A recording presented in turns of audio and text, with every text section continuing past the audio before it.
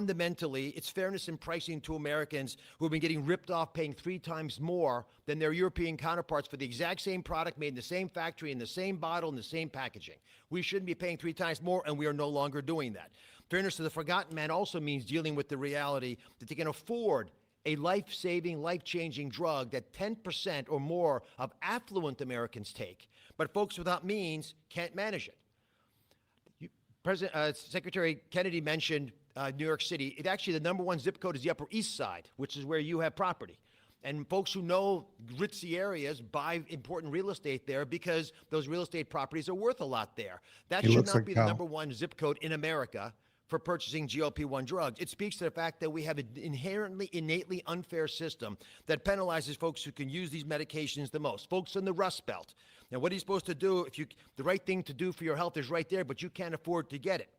Folks need to be able to utilize these life-saving medications, and being fair about its distribution is essential. And we are democratizing access to these medications and dealing with a moral imperative to make sure that all Americans have access to avoiding all the obesity-related complications by making sure they can afford, if they do things right, not just MAHA appropriate interventions, but also medications like this. Health matters, in fact, people. We think these deals, and this part's very important, we believe these deals within 2 years, by the time the ink dries on these contracts that were signed earlier today, within 2 years, based on our health improvements, we will be budget neutral. These drugs will not cost us money.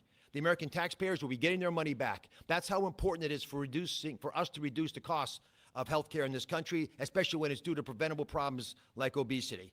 In addition, we have an update, Secretary Kennedy.